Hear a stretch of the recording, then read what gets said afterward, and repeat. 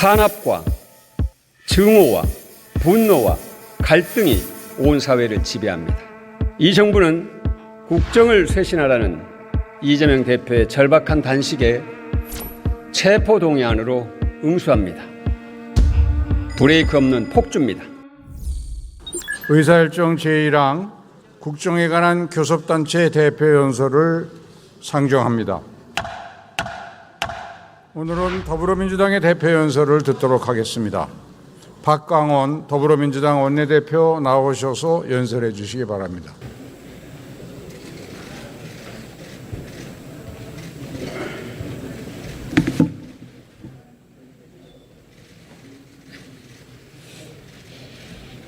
존경하고 사랑하는 국민 여러분, 김진표 의장님과 동료 국회의원님 여러분, 한덕수 국무총리님과 국무위원 여러분, 더불어민주당 원내대표 박광원입니다. 오늘 저는 연설에 앞서서 국민들께 간략하게 보고 말씀을 먼저 드리고자 합니다.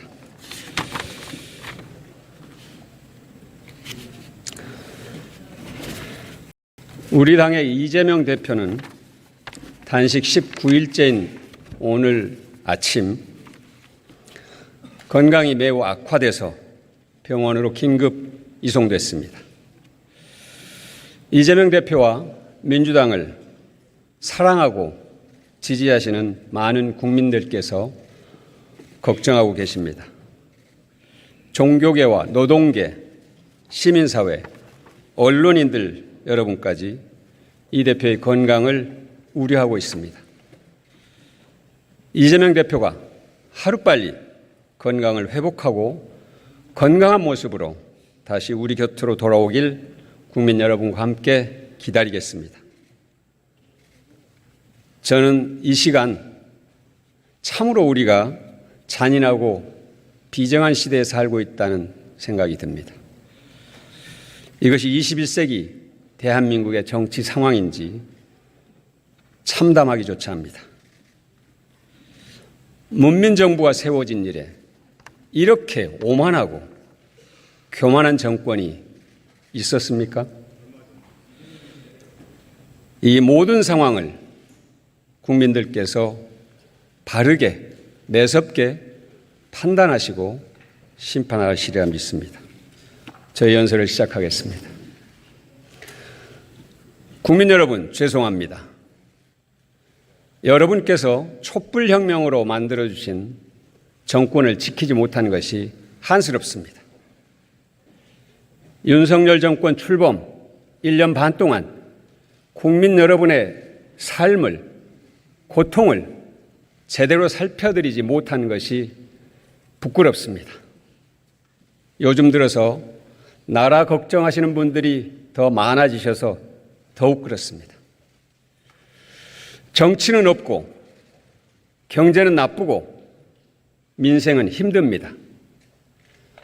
탄압과 증오와 분노와 갈등이 온 사회를 지배합니다.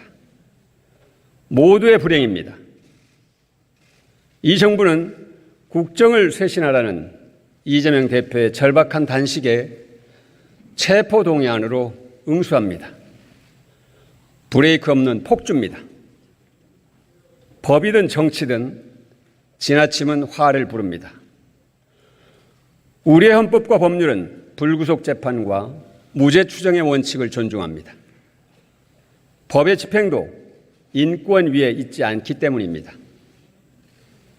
이재명 대표는 불체포 권리를 포기하겠다고 선언하고 혐의를 인정하지 않지만 검찰이 영장을 청구하려거든 비회기에 청구하면 나가서 당당하게 영장실질심사를 받겠다고 여러 차례 밝혔습니다. 저를 비롯한 민주당의 여러 의원들도 구속영장을 청구하겠다면 국회 비회기에 보낼 것을 요구해왔습니다. 그런데도 굳이 정기국회 회기에 체포동의안을 보내겠다는 것은 나쁜 정치행위입니다.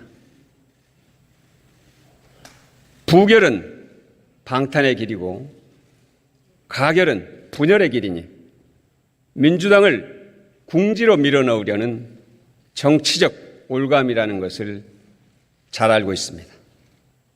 민주당은 허술하고 잔인한 올가미에 걸려들 정당이 아닙니다.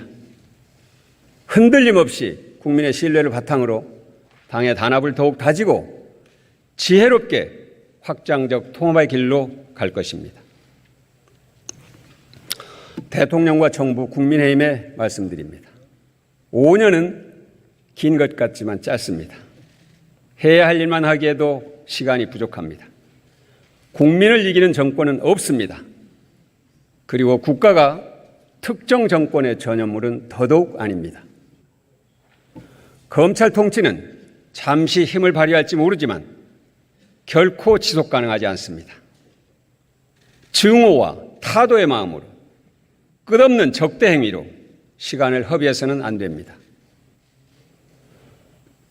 국무총리의 해임과 내각 총사퇴를 요구합니다. 민주당은 우선 오늘 국무총리 해임안을 제출하겠습니다. 대통령은 전면적 인적 쇄신을 시작하십시오. 그것이 엉킨 정국을 풀기 위한 길이고 국민과 소통을 시작하는 방법입니다. 그리고 국민과 국회의 의견을 충분히 수렴해서 국민 통합형 인물을 국무총리에 임명하십시오. 윤석열 대통령은 야당 대표와 대화하지 않은 역대 첫 대통령으로 기록될지도 모릅니다. 국민은 이런 대통령의 대화 관계를 처음 봅니다. 대통령의 이런 자세 때문인지 국무위원들이 국회에 와서 의원들을 조롱하고 싸우려 듭니다. 국회가 희화화되고 있습니다. 입법, 사법, 행정이 견제와 협력과 균형을 유지하라는 것이 헌법의 명령입니다. 그 정점에 대통령이 있습니다. 대통령의 자리는 증오심을 키우거나 증오심을 표출하는 자리가 아닙니다. 야당의 협력을 구하는 대통령, 야당 대표에게 함께하자고 말하는 대통령을 국민은 바랍니다. 문재인 전 대통령에게도 지혜를 구하십시오. 대통령이 그렇게 바뀐다면 민주당은 충분히 그럴 준비가 되어 있습니다. 국민을 대신해서 드리는 진심 어린 충고이자 경고입니다. 윤석열 대통령께 묻습니다. 대한민국 역사 속에 어떤 대통령으로 남길 원합니까? 성공한 대통령으로 남길 원합니까? 그렇다면 지금의 국정 기조와 국정 운영 체제 그리고 인사 방침을 모두 폐기하십시오. 지금 이미 대통령께서는 선을 넘어도 한참 넘었습니다. 법치의 위험선, 상식의 위험선, 보편적 가치의 위험선을 다 넘었습니다. 정권이 바뀌고 1년 반도 안 된 상황에서 대한민국은 민주주의와 법치의 총체적 위기에 직면해 있습니다. 지금 대통령의 자세가 바뀌지 않는다면 단순히 실패한 대통령으로 남는 것이 아닙니다. 이번 임기 5년은 직선제 이후 최악의 민주주의로 기록될 것입니다. 그것은 대통령 개인의 불행이 아니라 국가의 불행, 국민의 불행입니다. 대통령 스스로부터 변화할 것을 강력히 권고합니다. 윤석열 정부가 출범한 지 1년 4개월입니다. 언제까지 무슨 일만 생기면 전임 정권 탓을 할 겁니까? 대통령 임기의 헌법적 엄중함과 무한 책임은 임기가 시작된 날로부터 임기가 끝나는 마지막 날까지 단 하루도 예외가 될 수 없습니다. 전임 정권 탓을 한다고 책임을 모면할 수도 없습니다. 전임 정부에 부족했던 부분은 고치고 채우고 극복하면 됩니다. 잘한 부분은 잘한 대로 이어가고 더 발전시키면 됩니다. 그것이 국정이고 그것이 국가 경영입니다. 전임 정권이 밉다고 해서 전직 청와대 참모들과 내각 인사들을 무더기로 수사하고 기소하고 구속하는 일은 사사롭습니다. 한풀이 같습니다. 증오는 증오를 낳습니다. 민주당이 증오의 사슬을 끊겠습니다.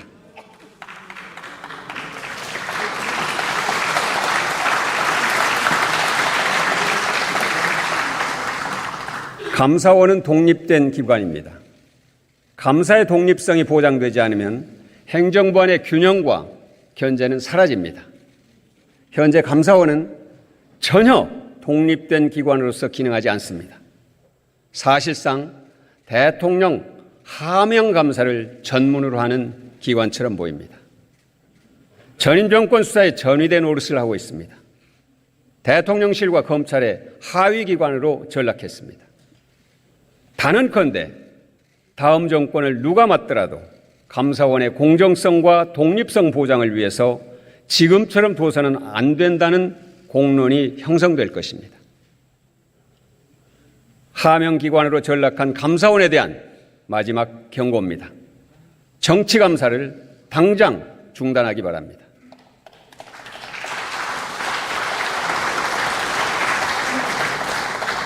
민주주의는 정교한 법치와 공정한 시스템에 의해 유지됩니다. 지금 이 정부가 그렇게 하고 있다고 볼 수 있습니까? 불법을 저지른 검사에 대한 탄핵 절차에 들어가겠습니다. 이것은 법치의 문제입니다. 정의와 상식의 문제입니다. 또 있습니다. 보궐선거의 원인 제공자가 대통령의 사면으로 다시 선거에 나서는 있어서는 안 될 일이 벌어졌습니다. 사실상 대통령이 구청장 후보를 사천한 것입니다. 국민이 심판할 것입니다.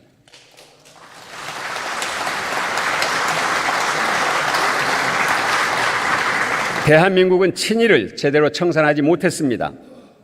친일 세력은 반공을 무기로 권력을 연명했습니다. 독재 정권의 무기도 반공이었습니다. 여기에 지역주의를 더해서 정권의 권력을 강화했습니다. 그러나 간첩 조작과 총풍과 세풍과 찻대기 등으로 그 실체가 드러났고 국민의 심판을 받았습니다. 이에 대한 단 한 차례 역사적 반성도 없이 다시 반공과 이념의 광풍이 불고 있습니다. 국민은 흔들리지 않습니다. 오히려 분노합니다. 국민을 반으로 가르는 분열 정치를 민주당이 막아내겠습니다.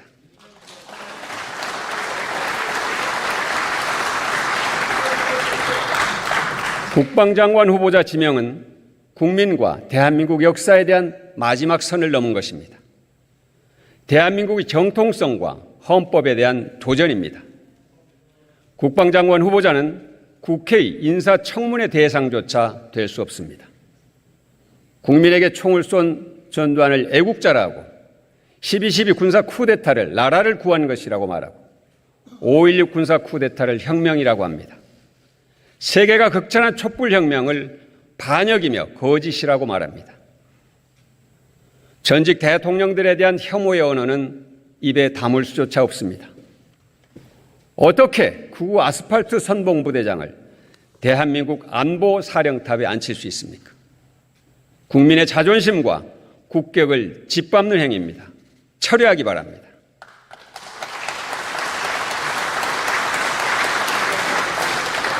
고 최상병 사건의 수사 외압 의혹도 심각합니다. 대통령실 연루 의혹은 더 심각합니다. 정권 차원의 꼬리 자르기는 결코 성공할 수 없습니다. 특검으로 반드시 진상규명과 외압의 실체를 밝히겠습니다.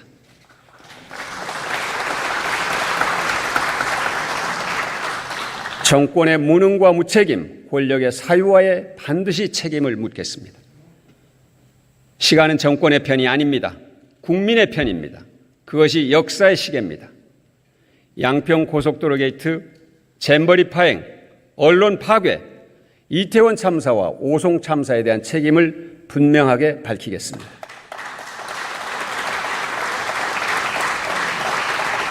언론에 대한 무차별적 탄압은 방송 장악을 넘어 언론 파괴입니다. 민주주의의 나무를 뿌리째 뽑는 행위입니다. 방송 장악에 저항했던 고 이용마 기자를 많은 언론인들이 기억합니다. 전임 정부에서 민주당이 방송법을 완수하지 못했습니다. 반성합니다. 하지만 반드시 방송법을 통과시켜서 최소한의 언론 자유, 공정성과 독립성을 지키겠습니다. 이 정부의 문제는 대통령과 주변의 참모들이 국민의 삶을 제대로 모른다는 것입니다. 대통령과 국무위원들과 국민의힘은 국민의 목소리를 듣기 바랍니다. 선생님들의 목소리가 들립니까? 제가 비겁해서 선생님을 지키지 못했습니다. 더 이상 참지 않겠습니다. 서희초 선생님의 죽음을 내 탓으로 받아들이는 수십만 검은옷 선생님들의 절규입니다.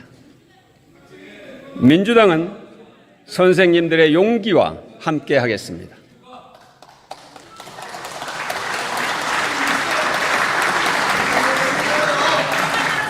교권과 공동체 회복을 위해서 필요한 법률과 정책을 반드시 만들겠습니다. 수산업자의 한숨소리가 들립니까? 아무 죄를 지은 게 없는데 사형 선고를 받은 느낌입니다. 목포에서 수산업을 하시는 분의 한탄은 일본의 후쿠시마 오염수 해양 투기로 인한 국민의 불안이 목숨과 연결되어 있음을 말합니다. 후쿠시마 등 방사능에 노출됐을 우려가 있는 일본산 수산물 수입 금지를 입법으로 못 받겠습니다.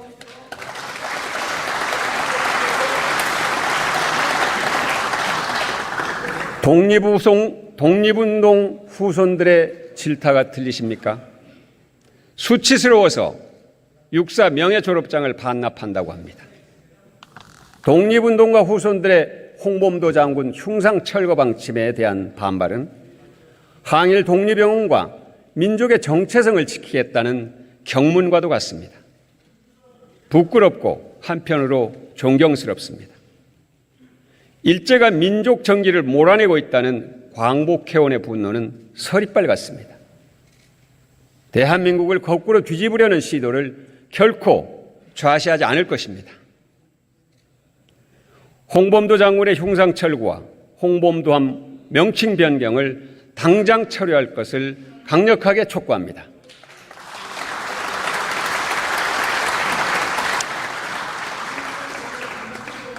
한일 양국은 동맹관계가 아닙니다. 한일 군사동맹으로 가는 그 어떤 작은 시도도 국민과 국회의 동의 없이는 불가능합니다. 군사훈련을 이유로 독도 앞바다와 하늘에서 일본의 자위대 함정과 전투기가 제멋대로 다니거나 상륙하는 일은 결코 있을 수 없습니다. 민주당이 막아낼 것입니다.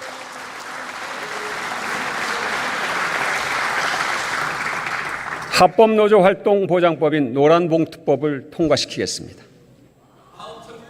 대법원 판결이 이미 법 개정의 내용을 담고 있습니다.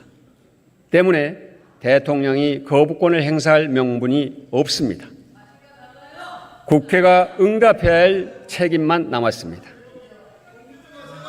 노동자를 보호하고 기업과 우리 공동체의 이익을 키우는 상생 법안입니다.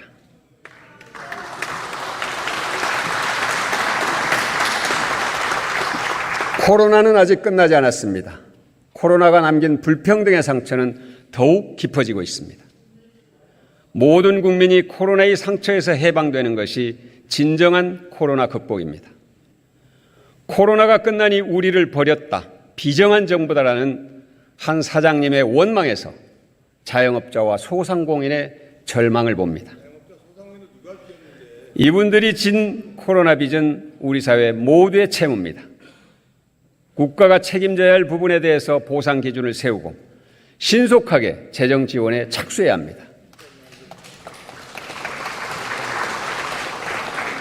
코로나에 헌신한 보건의료인과 각 분야의 노동자와 봉사자를 예우해야 합니다. 그분들은 국민을 지키기 위해서 스스로의 건강을 내놓고 감염병과 싸운 의로운 국민들입니다. 민주당은 이분들을 보훈의 마음가짐으로 예우하고 지원하겠습니다. 헌신했던 필수 노동자들의 피해에 대한 합당한 대우와 보상에 나서겠습니다.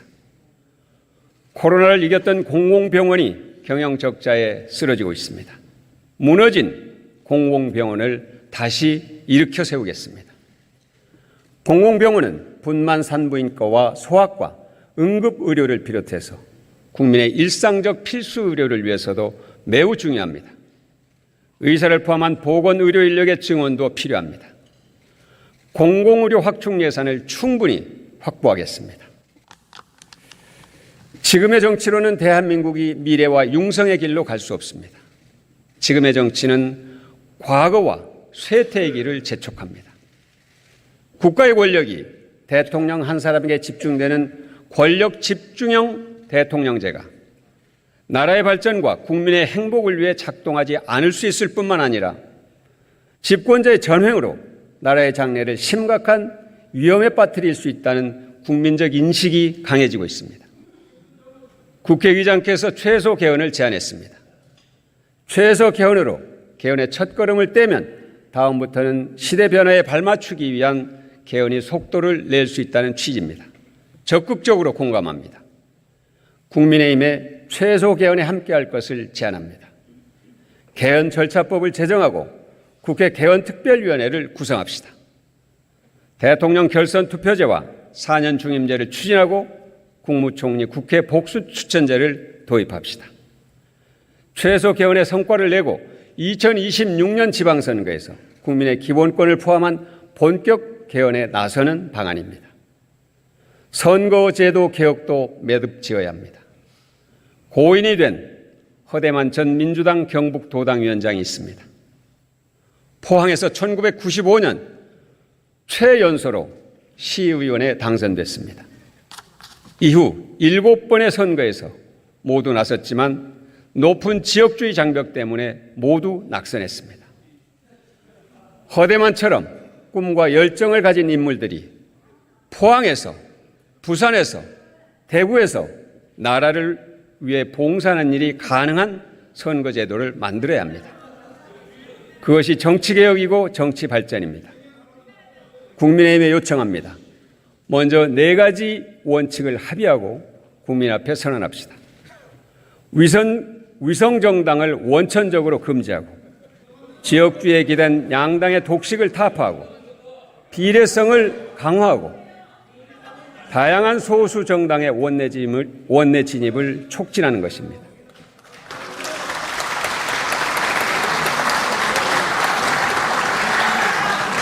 이제 우리 경제는 혁신을 창출하고 혁신을 수출하는 선도적 통상국가로 나아가야 합니다. 대한민국의 경제 성장률이 1%대로 추락했습니다. 61년간의 경제개발 역사 가운데 처음 있는 일입니다. 가치동맹은 환상입니다. 대한민국의 편은 오직 대한민국입니다. 대한민국은 기술혁명 전략을 추진해야 합니다. 첫째, 기업가형 국가로 대전환해야 합니다. 저성장 경기 침체 상황에서 첨단 기술에 정부가 대대적으로 투자해야 합니다. 시장이 실패할 때만 정부가 나서는 것이 아니라 기업의 위험부담에 동참하고 새로운 비전을 먼저 창조하는 기업가형 정부가 돼야 합니다. 그래야 우리 경제가 살아날 수 있습니다. 큰 물고기가 지배하는 시대가 아닙니다. 빠른 물고기가 느린 물고기를 잡아먹는 대전환기입니다. 국가 첨단 전략 기술에 AI를 추가로 지정하겠습니다. 공공의 이익을 위한 규제를 철저하게 보호하되 혁신을 막는 장벽은 과감하게 허물겠습니다. 둘째, R&D 투자 세계 2강을 달성해야 합니다. 대한민국은 21세기에 들어서 GDP와 비교한 R&D 투자 비율이 세계 1위 국가입니다.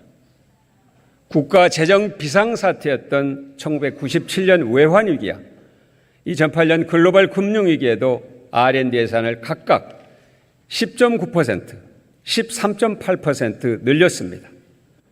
진보와 보수를 가리지 않고 역대 모든 정부는 미래에 투자했습니다.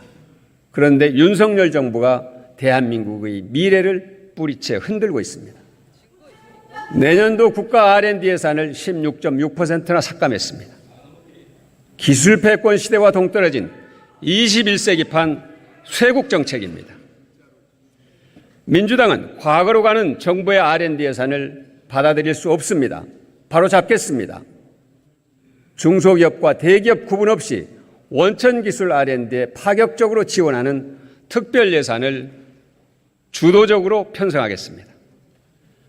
세계에서 네 번째인 정부의 R&D 투자액을 일본과 독일보다 높여서 미국과 함께 R&D 투자 2강으로 도약해야 합니다. R&D 투자액 상위 20개 기업 순위에는 삼성전자가 유일합니다. 더 많은 우리 기업들이 순위에 오르도록 뒷받침하겠습니다.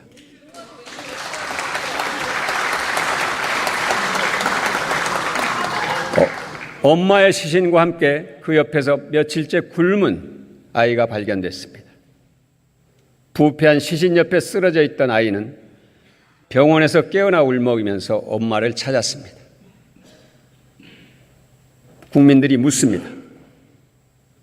이들에게 도대체 국가는 무엇입니까?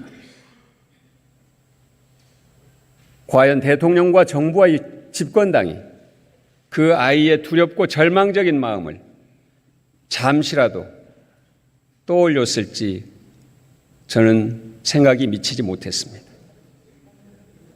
이 정부에서 사회적 약자는 잊혀진 국민입니다.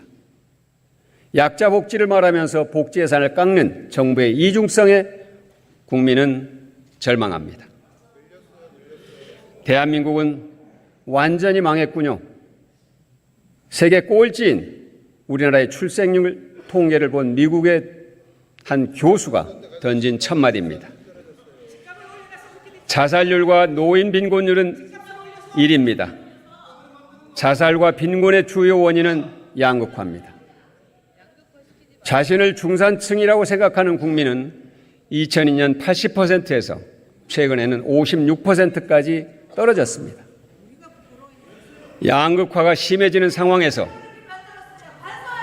긴축과 감세는 국가 재정 역할의 포기 선언입니다. 국가 재정의 역할을 회복해야 합니다. 여야 국가재정 운영협의체를 제안합니다.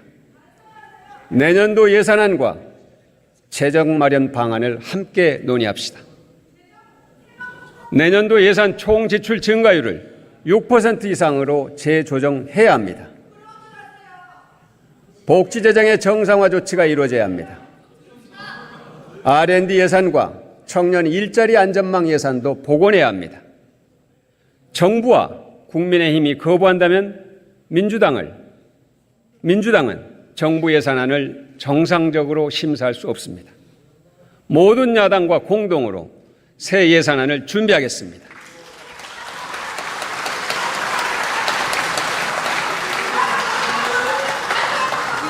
엘고 미국 부통령은 우리나라를 희귀한 나라로 지목했습니다. 재생에너지가 화석에너지보다 비싼 현실을 지적한 것입니다. 세계 96% 지역에서 태양광과 풍력은 이미 가장 값싼 에너지원입니다. 2050년에 재생에너지 관련 시장은 우리나라 GDP의 110배가 넘는 200조 달러 규모로 성장할 것이라는 예측이 있습니다. 이 거대한 시장을 놓쳐서는 안 됩니다. 우리는 가장 강력한 기술 경쟁력을 갖고 있습니다. 세계적인 배터리 기업 6개 가운데 3개가 대한민국 기업입니다. 재생에너지 산업을 차세대 성장 산업으로 육성해서 기후재난에서 안전한 사회를 만들고 경제 번영의 토대를 확충하고 글로벌 선도국가로 도약할 수 있는 역사적 기회를 잡아야 합니다. 최근 G20 정상회의에서 재생에너지 설비 용량을 3배로 늘리는 데 합의했습니다. 그러나 우리 정부는 신재생 에너지 발전의 비중 목표를 오히려 낮추고 있습니다. 기업들이 앞다퉈서 재생에너지 100% 선언을 하는 상황에서 오히려 정부가 발목을 잡고 있는 것입니다. 민주당은 재생에너지를 사용하지 않으면 수출을 할 수 없는 세계 경제 환경에 대응해서 수출 기업이 재생에너지를 값싸게 사용하는 방안을 반드시 마련하겠습니다.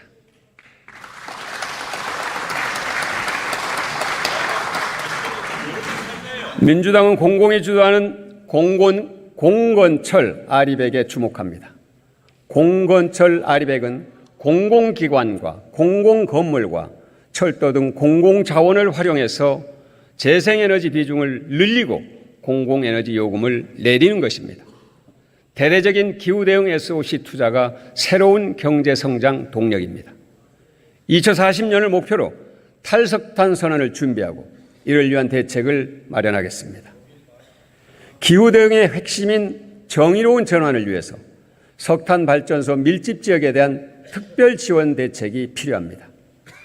중소기업이 저탄소 경영체계를 구축하는 것도 뒷받침해야 합니다. 기후재정을 대폭 확대하는 것은 선택이 아니라 필수입니다. 2030년까지 현재보다 적게는 3배, 많게는 6배 많은 기후재정을 투입해야 합니다. 기후재정 로드맵을 민주당이 마련하겠습니다.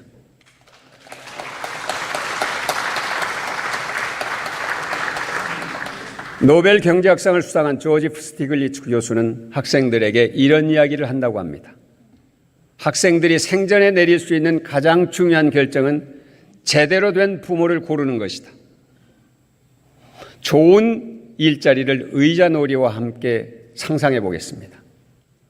음악이 멈추면 재빨리 의자에 앉아야 하는 게임입니다.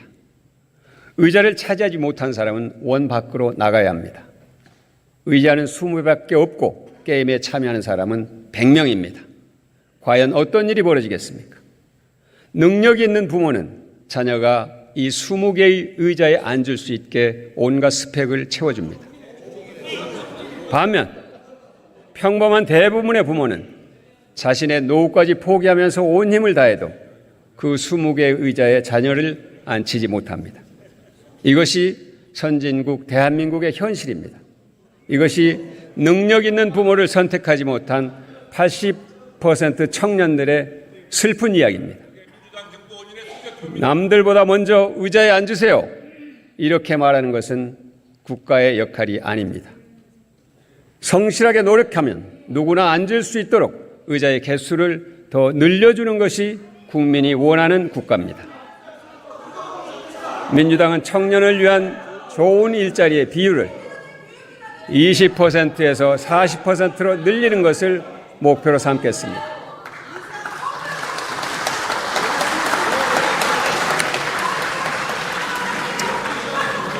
이 일은 부모 세대를 위한 투자이기도 합니다. 청년의 삶이 달라져야 부모 세대가 가난한 노후를 피할 수 있기 때문입니다. 민주당의 사회정책 핵심은 인적 자본의 향상입니다. 인적 자본을 우리 경제의 최대 성장 동력으로 키우겠습니다. 기술혁명 시대의 일자리 빅 미스매치부터 해결해야 합니다. 반도체는 매년 1만 명의 인재를 필요로 하지만 대학 전공자는 그 20%도 되지 않습니다.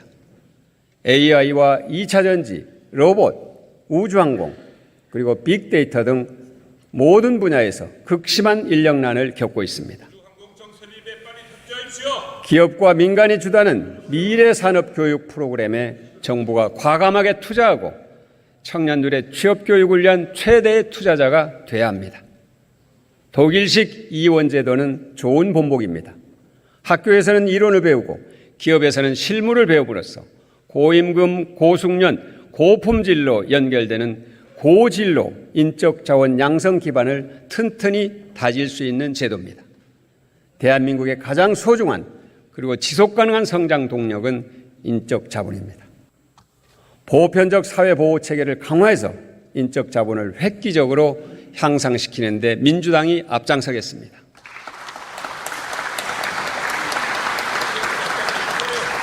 내일은 9.19 평양 공동선언 5주년입니다. 한반도 평화를 향한 이어달리기는 계속돼야 합니다. 우리나라의 모든 정부는 진보의 보수를 넘어 한반도 평화를 위한 결단을 내렸습니다. 박정희 대통령의 7.4 남북 공동성명, 노태우 정부의 남북 기본합의서와 한반도 비핵화선언, 김대중 대통령의 6.15 공동선언, 노무현 대통령의 14선언, 문재인 대통령의 4.27 판문점 선언과 9.19 평양 공동선언은 평화를 향한 우리 국민의 강한 의지를 세계에 보여줬습니다. 그러나 이 정부에서 평화를 향한 이어달리기가 멈춰섰습니다. 평화는 공기와 같습니다. 평화가 부족하면 경제가 살 수 없습니다. 다시 한반도 신경제 지도를 펼쳐봅니다. 역대 모든 정부의 노력이 축적된 대한민국의 원대한 구상입니다. 남과 북을 잇는 해양과 대륙이 만나는 과거를 딛고 미래를 여는 담대한 희망입니다. 한반도는 세계 최후의 투자처가 될 것입니다. 동서냉전의 종식과 함께 찾아온 국제정세의 격변을 노태우 정부가 북방 외교로 돌파했던 것처럼 우리 정부는 상상력과 담대함으로 이 상황을 돌파해야 합니다. 한반도 평화로 국제 신인도를 높여서 외환위기를 극복한 김대중 정부의 신념과 원칙을 우리 모두 기억해야 합니다. 세계 어느 누구도 우리에게 분단을 지속하라고 강요할 수 없습니다. 가까운 미래 한반도 신경제 지도가 대한민국의 신성장 지도, 신일자리 지도가 되는 날을 꿈꿉시다.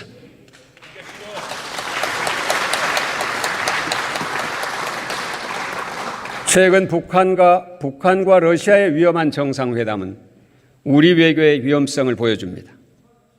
경직되고 균형을 잃은 외교의 패착의 결과입니다. 미중 패권 갈등이 높아지고 있지만 미중 두 나라는 곧 정상회담을 할 것이라는 보도도 나오고 있습니다. 독일과 프랑스 같은 유럽 국가, 베트남 같은 아세안 국가들은 어느 한쪽에 치우치지 않고 조용한 국익 외교와 타자 외교를 꾀하고 있습니다. 우리도 일본에 대한 저자세 외교와 한미일 일변도 외교에서 벗어나야 합니다. 외교의 유연함과 균형감을 회복해야 합니다. 민주당이 앞장서겠습니다.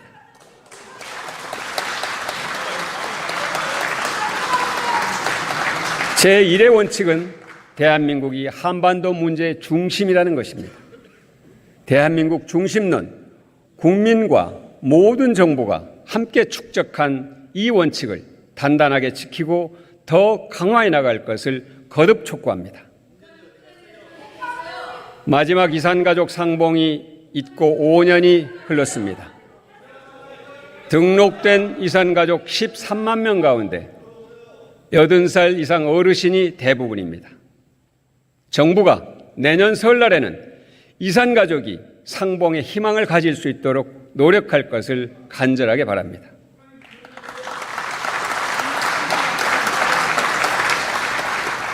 지켜주지 못해서 미안합니다. 서울 신당역 10번 출구에 있는 추모의 벽 글귀입니다. 신당역 스토킹 살인 사건 1주기를 맞아서 피해자를 추모하기 위해 신당역에 다녀왔습니다. 최고의 안전대책은 성평등이라는 책무를 절실하게 인식했습니다. 민주당은 교제폭력을 가정폭력범죄로 처벌하고 스토킹 피해자를 보호하는 체계를 강화하는 것을 비롯해서 여성 안전을 위한 다양한 조치들을 최선을 다해서 실천해 나가겠습니다.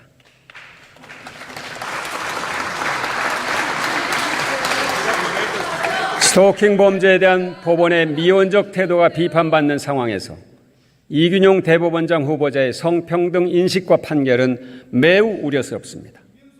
민주당의 입장을 분명하게 밝힙니다.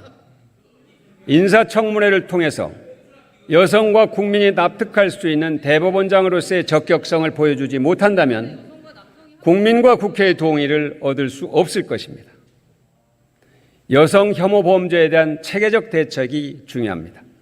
남성의 여성 혐오적 살해, 페미사이드 범죄 통계를 정확하게 작성하겠습니다. 여성 혐오 범죄를 철저하게 가려서 국가감시망이 소상하게 파악하는 것이 여성안전대책의 출발입니다. 여성의 안전을 위협하는 혐오 범죄가 묻지마 범죄라는 용어로 가려져서는 안 됩니다. 스페인은 지난해부터 세계에서 처음으로 페미사이드 공식 통계를 발표했습니다. 스페인의 제도를 교훈 삼아 착실하게 준비하겠습니다.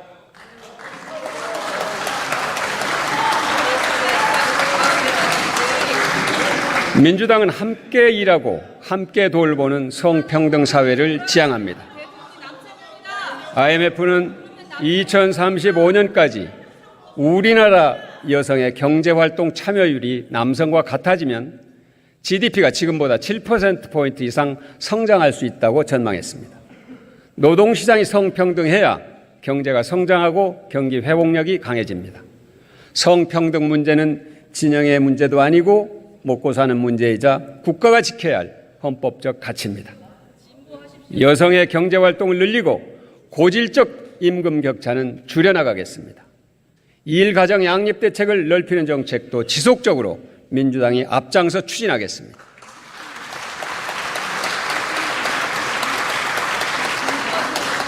국회의원님 여러분, 대한민국은 하나의 바퀴로 달릴 수 없습니다. 한쪽의 날개로 날 수도 없습니다.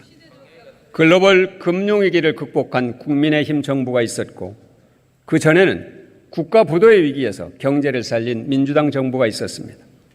또 그 전에는 최초의 문민정부를 세우고 격변의 시대에 북방외교의 지평을 연 국민의힘 정부들이 있었습니다. 민주화를 위해 헌신한 민주당이 있었고 낙후된 경제를 일으킨 국민의힘 정부도 있었습니다. 1919년 4월 3.1 독립선언문으로 건립된 대한민국의 임시의정원에는 이념과 이념이 넘나들고 의견과 이견의 열띤 토론이 있었습니다. 통합된 힘으로 광복의 새 빛을 찾았습니다. 대한민국은 늘 국민의힘으로 위기의 시대를 극복한 자랑스러운 역사를 갖고 있습니다. 이념의 벽, 불통의 벽을 무너뜨려야 합니다. 국민이 국가를 위해 무엇을 할지를 요구하기보다 국가가 국민을 위해 어떤 책임을 다할 수 있는지를 우리 모두가 낮은 자세로 성찰해야 합니다. 국민 여러분, 민주당은 사상 최초로 선거를 통해 정권 교체에 성공했고 국민과 함께 외환위기를 극복한 국민정당입니다. 벤처경제로 한국 경제를 도약시킨 경제정당입니다. 경제개혁을 정치개혁을 이끌었던 민주주의 정당이고 남북 정상회담으로 한반도 평화열차를 출발시킨 평화정당입니다. 기초생활보장제도와 노인 장기요양보험제도, 아동수당을 도입한 복지정당입니다. 언제나 국민과 더불어 많은 성취를 이룬 민주당입니다. 그럼에도 불구하고 많이 부족하다는 국민 여러분의 질책을 겸허히 수용합니다. 민주당의 가치를 더 강화하고 더 확장하겠습니다. 김대중, 노무현, 문재인 정부의 유산을 시대에 맞게 더욱 발전시키겠습니다. 나아가 청년정당, 친환경정당, 여성정당, 기술혁신정당, 미래정당으로 진화하겠습니다.